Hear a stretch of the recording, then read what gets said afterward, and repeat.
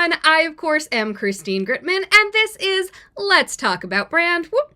I do this show every Friday at 12 noon Eastern Time, or 9 a.m. Pacific, or 5 p.m. British Time, or whatever time it is where you are. In fact, please let us know what time it is where you are.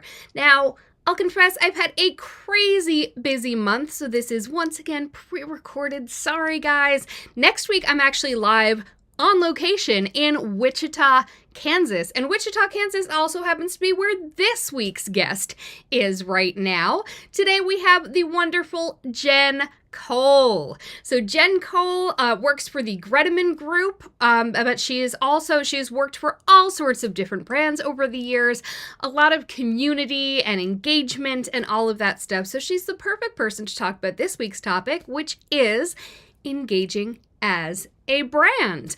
We had a wonderful conversation all about this past Tuesday on my Tuesday afternoon Twitter chat, which is called #ChatAboutBrand.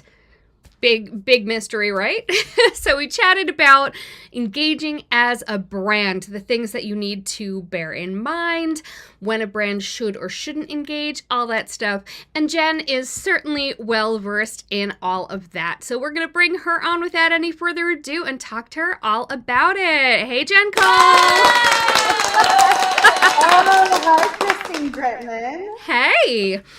So tell us a little bit about your experiences. Just kind of give us a rundown of what you've done in this arena in terms of engaging as brands.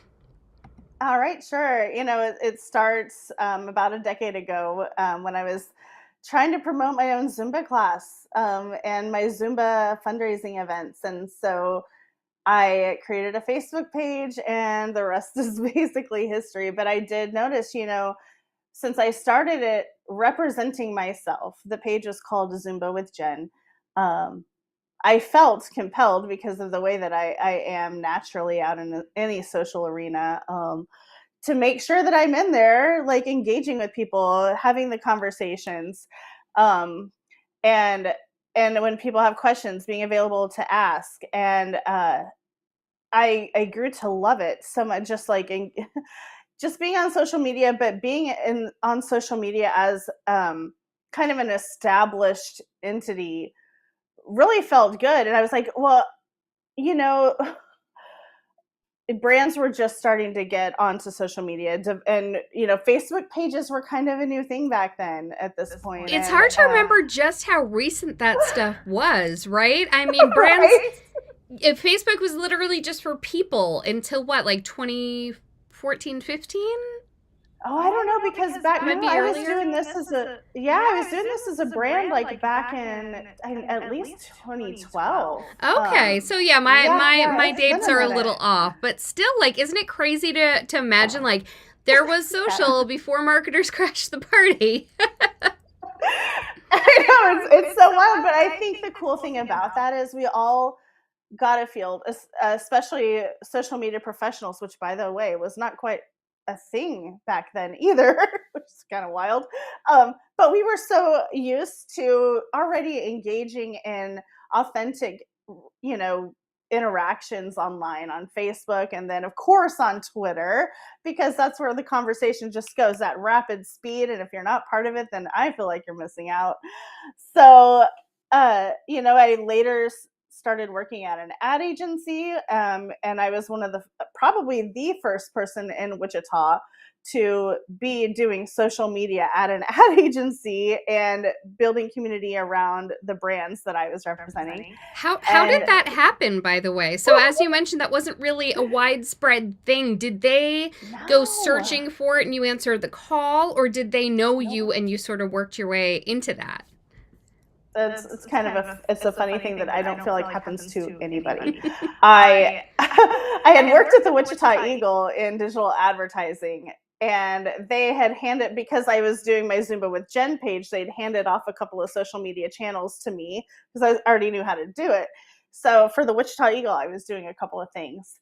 Then I realized, I love that so much. I'm sorry I keep interrupting, but like, I love that so much because so many social media people actually came to it from the news world and from journalism. Right? And that's how I came to it too. I was a journalist, but I was just kind of doing it, and that was at that point where you could get into it by doing it. It wasn't that structured yet of like, no, we have a person for that. If you were up for it, if you were game to learn, you could just do it.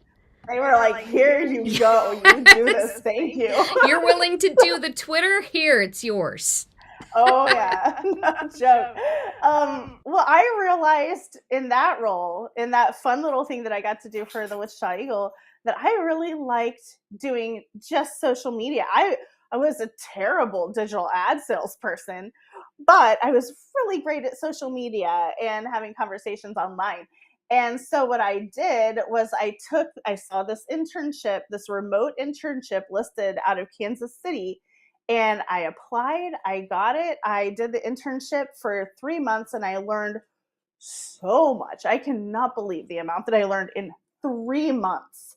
And then I got done with that internship and went to interview at a small ad agency here in Wichita. I interviewed, I think it was 10 o'clock in the morning on a Monday, and I started the next day at 2 p.m. with this ad agency, because they had, what they did is they're like, hey, we have this brand. If you are in charge of this brand social media, what would you do? And I laid it all out on the table, and they got so excited. They're like, please start tomorrow. And I said, thank you, I would love to. Talk about feeling wanted. My goodness. It was such a wild thing, but it was also at the very beginning of social media marketing and the way that we know it today. Yeah. So it was flattering. It was what I always wanted. I remember sitting in the car outside of the parking lot on my first day of work, talking to myself and saying, Jen, don't F it up right before. But would they even have really known? Because that's the thing also, like the expectations were kind of nebulous. You have grown along with the expectations, so you know. Yeah, I know. Like, and then, from there, I wound up part of Social Media Examiner for about 4.5 years. And I feel like that's when I really got to engaging as a brand skill and enjoy it. For me, it's just pure enjoyment, and doing that for 4.5 years was just so much fun. Absolutely. I'd love to hear a little bit more about that. And you also during that time co-owned an agency, and you've done all this stuff, and of course you're bringing those skills now to the Grettiman Group. So let's talk about some of the ways in which you have engaged. Because the thing is also you have done you've done project based work as well too. You've covered events and things of that nature. So I guess one of my first questions would be in that regard. What are the situations in which you have the most fun engaging as a brand, and why? What about those situations makes it especially fun? I really love doing event social media. Like right now, what I'm doing is strictly volunteer, but I've been doing this for this organization for 7 years now in the background, doing social media for Digital Wichita here in Wichita. And we have Social Media Day Wichita every year since 2015. And I do the social media for that. And we have really stepped it up this year. I have the team of people who are just so willing. Like we have Chrissy on top of graphics. We have Marisa on top of website. And what people don't understand is having that team behind you and willing to help create and get excited with you about the event is very important. But at the same time, because they're doing their roles kind of behind the scenes, I then get to spend more time really building excitement and a buzz, and asking our amazing speakers to send me videos. I didn't even have to ask you. I hear you got incredible speakers for Social Media Day Wichita this year. Speakers. Christina's opening us up that morning. I'm so excited. You're going to kick us off and rock the stage. And everyone is talking about brand. Like everyone. Yes, they are. In the right room. It's going to be a great day. But the cool thing was, I didn't even have to ask you for a video. You're just like, here's a 1-minute video. Have fun with it. Just like, oh, here's an idea. And so Honestly, then now we have that all was of the honestly speakers coming. because Now Marketing Group had asked me for like a little hype video for Social Media Week Lima, which I spoke Yeah. at last week. And then also our friend Yeah. Biz Paul over in the UK had asked me if I'd say a little something about his conference Marketed Live over in the UK. I was like, you know Oh what? I'm yeah. here. Yeah.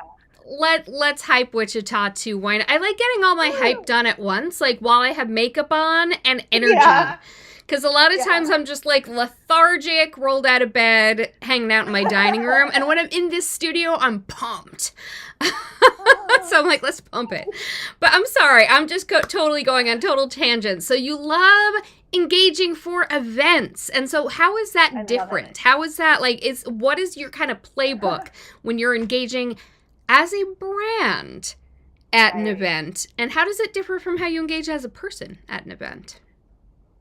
Oh yeah. That's a big thing to think about because right now things are, we have a pre-event strategy, we have a day of strategy, and then we have a post-event strategy.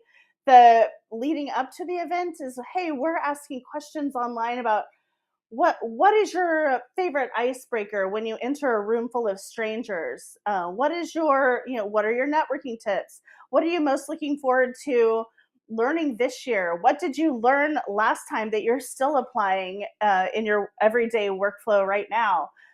Just the strategy right now is asking a lot of questions and getting people to talk to each other and get excited as a unit for this event that we have coming up next week.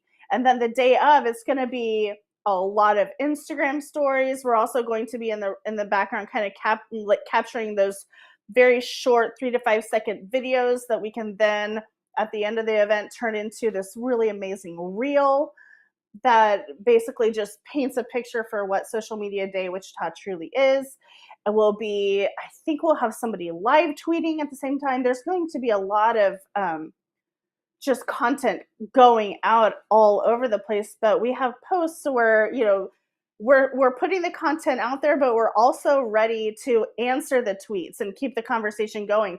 We're going to be in the DMs responding to people when they say, oh my gosh, I know, right? The dark social part of it too is very alive during an event. And the dark social is also something that you have to make sure that you pay attention to post Yeah. event as well, So because can we people are going to define be dark social so people understand what it is? yes. And also, let's talk about Yes. why it's so important too, because that's something I think a lot of people just don't think about when they think about engaging as a brand, but it can be It's some of the most true. important interactions you have. Oh, it's crucial because okay, so first off, dark social is the stuff that's happening behind the scenes. It's happening in the DMs. It's happening where people can't necessarily see that other people are posting. Yeah, it's also includes group messaging. Right now, we're using dark social for me to grab these 1 minute videos that we were talking about for the speakers so that I can then download them and upload them as reels to Instagram. A lot of activity happens in the direct messages and behind the scenes. And this is also where people are going to be DMing you, hey, what's the coffee situation? Hey, what happens if I need to leave early? Do I get a recording? Things like that. Is lunch going to be served? Are there going to be morning snacks? Are there going to be afternoon snacks? What's the, nursing situation? There's all of these questions that sometimes people will post within the Facebook event, but we see a lot of, especially when you have an event that's in real time, the dark social, the direct messages are very, very crucial to pay attention to. Because I remember when I was doing social media for Social Media Marketing World, we would have we would have a 911, like a hashtag SMMW 911 hashtag just set up for troubleshooting purposes or for customer service purposes, because not everyone goes to the direct messages. Sometimes people make it a tweet and they forget to actually tag you in the tweet. Oh no! So, but we had that, but they always know that hashtag. I feel like Social Media Marketing World vets know to use that hashtag anytime they have a question, because I tell you what, the team is on it. So that's another important part of engaging as a brand, which is the social listening component. Yes, because the fact is, exactly. engaging as a brand isn't just someone comments on your thing and you respond back to them. Sometimes it's just inserting yourself into that conversation. Yeah. So how do you You have conduct to effective anticipate. social listening? You have to anticipate it. Like if Mm-hmm. you have to listen to, like if you're new to the team, you need to listen to the people that have done it before you, because they're going to have the best tips and you're going to learn the best lessons, because I truly believe that learning by application is the best way to learn. It's also the scariest way to learn, but it's the best and fastest way to learn how to do something. And so I think just anticipating the issues, I use Agorapulse for saved replies, because at Social Media Marketing World, we got a lot of the same questions. Can you leave your luggage behind the counter because I need to fly out today, right after my session, things like that. So you just anticipate that and create these answers. One thing that I like to make sure that we don't do is to just set a saved reply and tweet it as is every time. It's nice and it saves time. It saves time to have a saved reply. That's the whole purpose of the whole thing. But also, while you're in there, while you're setting up your saved reply, it's also a good idea to customize it just a little bit, just tweak it a little bit. So people are all over the canned response and they don't like canned response. I remember I had a, an issue with an airline one time, and I received back. I was already so frustrated. I was exhausted. Julie Riley will tell you I was in tears. And I tweeted the airline and I got back a canned response, and I was even, oh, that was it. That was it. What is this, amateur hour? Yeah. I was already crying. This was it. No, I will never fly them again, just because of that experience that I will never forget. Obviously. That was years ago. And that brings up why it's so important to be mindful of how you engage as a brand, because you can Exactly. absolutely make or break someone's impression of your brand right there. Oh yeah. Oh yeah. I tell you what, when people go to Twitter, they're already emotional a lot of the time, especially if it's a complaint. So if you're not there with a personalized, heartfelt response, sure, you can have something created. You can have something pre-created, but oh my gosh, if there are clearly emotions involved, you better personalize that message. Absolutely. So that actually brings me to the idea of guidelines around how one engages as a brand. I'm sure, I mean, you've been in a lot of cases where you've sort of been part of the invention and the definition of the brand voice and all of that. So I think I suspect you've been allowed to semi-wing it a lot just because you've been trusted with that. But what are some things that would be good to keep in mind as this is more of a thing that brands are doing, and as perhaps less experienced people are coming in to deal with more established brands? What are some guidelines that we should maybe keep in mind when engaging as a brand? This is a great question, because when I worked for Now Marketing Group last year, the tone and the voice for Now Marketing Group is completely different than it is for Greteman Group.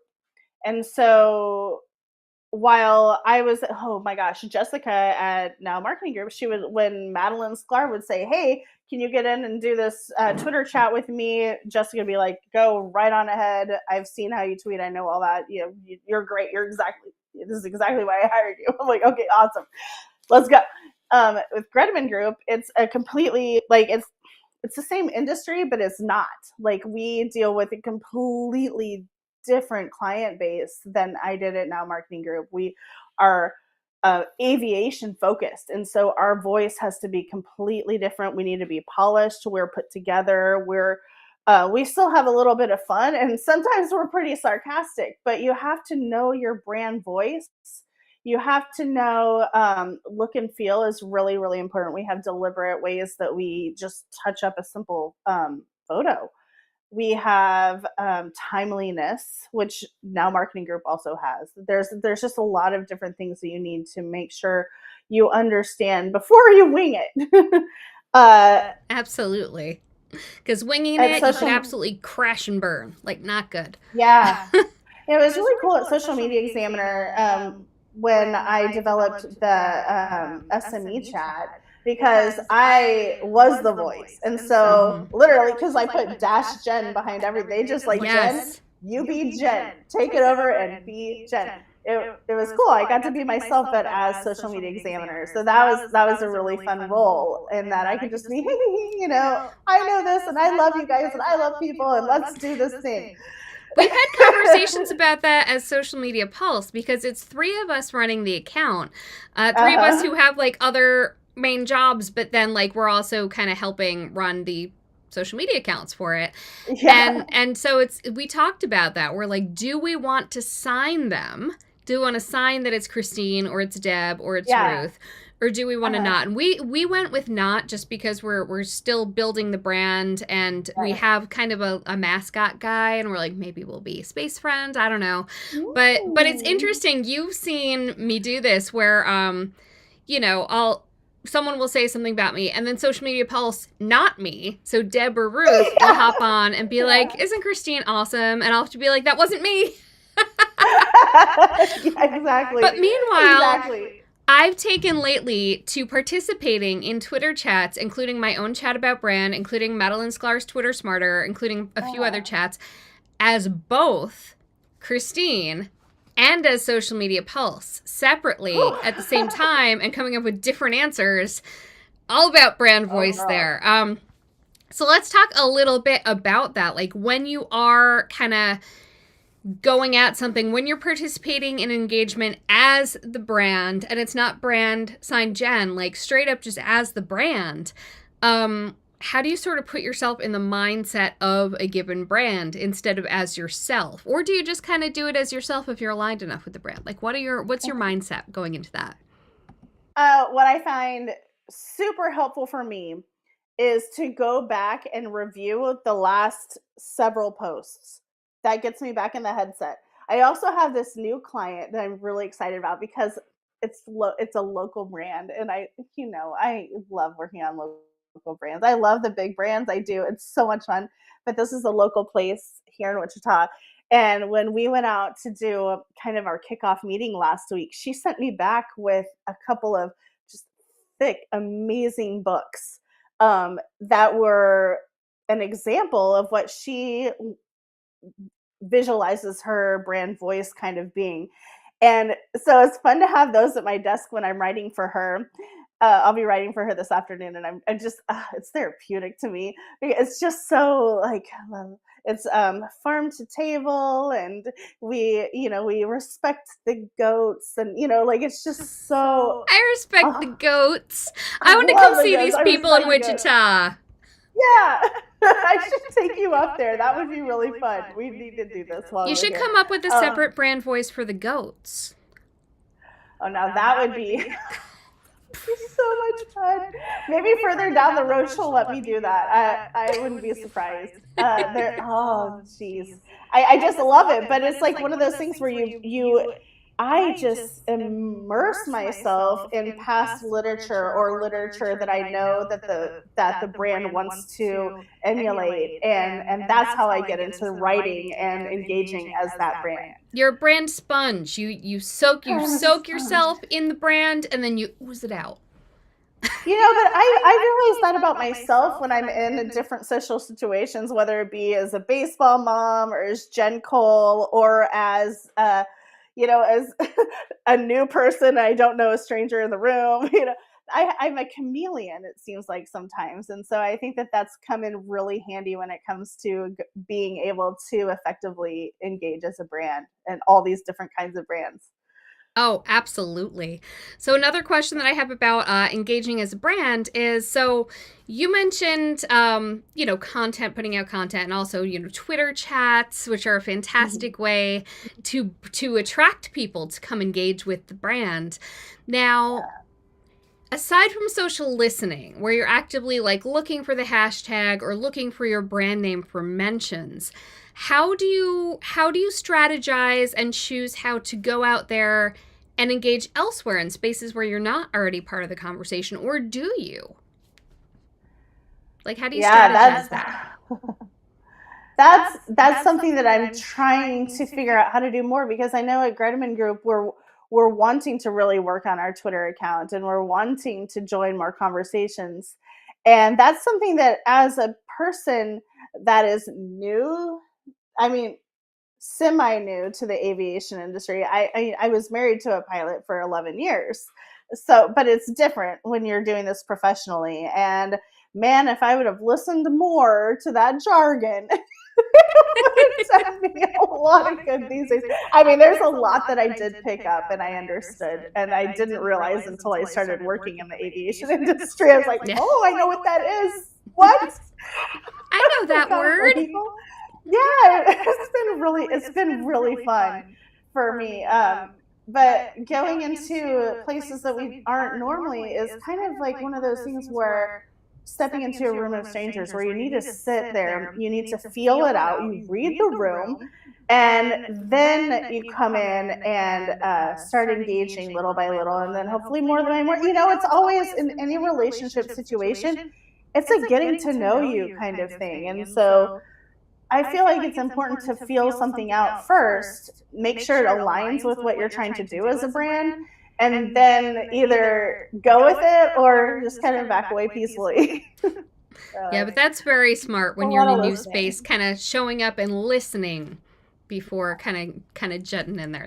That's it. That's a good call, and that reflects well upon the brand too. It shows that they don't want to speak just to be heard.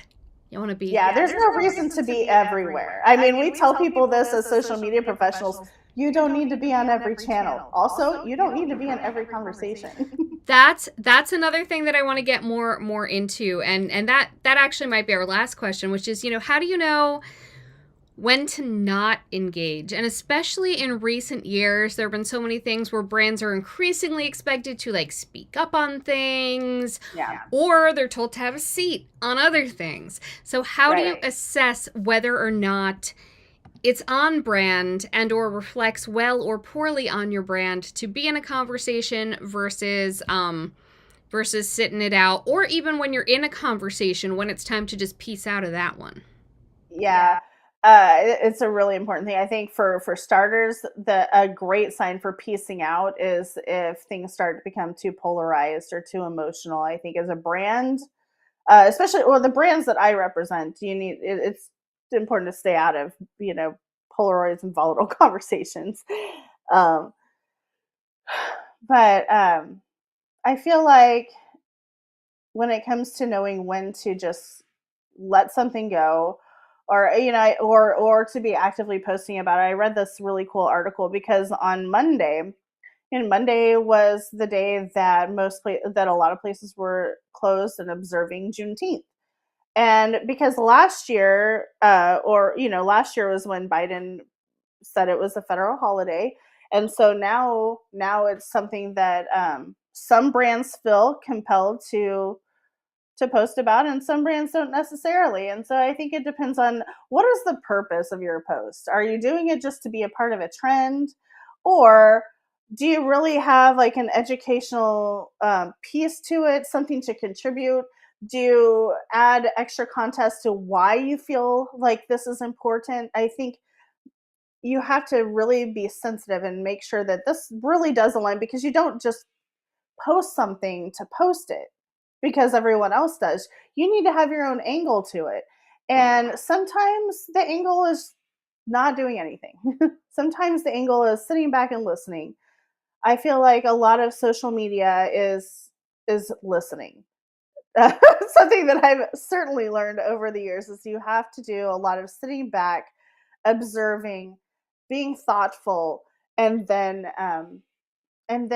reacting or posting or just hanging out and watching the conversation happen in front of you. And sometimes your community will have a conversation for you. Yeah. Sometimes that can be good, or sometimes that can be bad.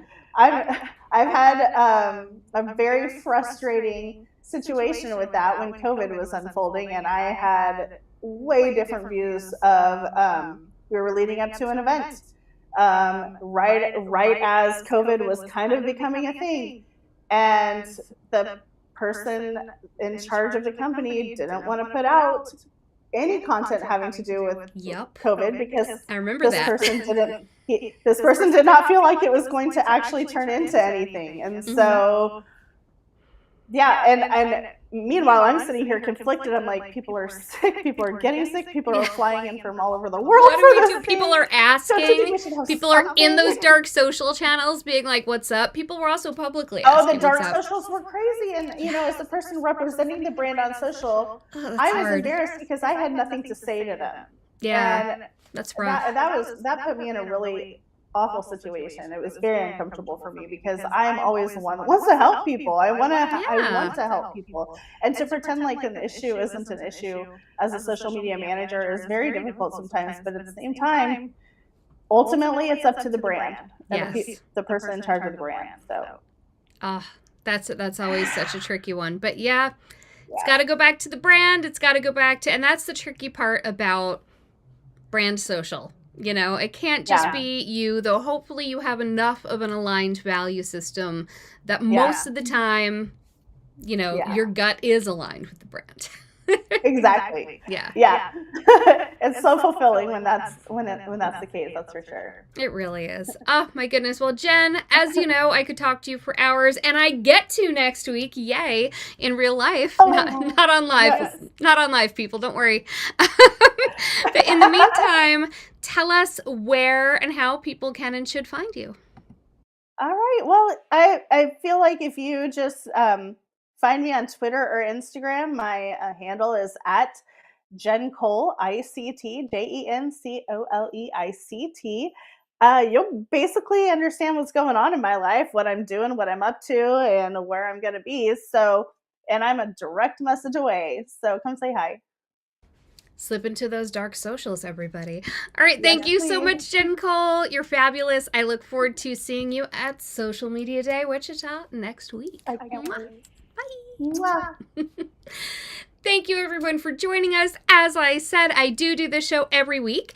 And next week, I will be live, swearsies. I'll be in Wichita, but I won't be talking to Jen. I'll be talking to Julie Riley, another fabulous Wichita person. And we are going to be talking about, I'm trying to figure out a shorter way to say this, but how to build a brand that people really turn up for. You know, they want to be affiliates or they want to have conversations about you. They have conversations about your brand independently from you. So we're going to be talking about how to really corral that type of love for your brand. And as always, we won't just be having the live show on Friday. We'll also be having the Twitter chat about it on Tuesday, 12 noon Eastern over on Twitter. Thanks. Bye.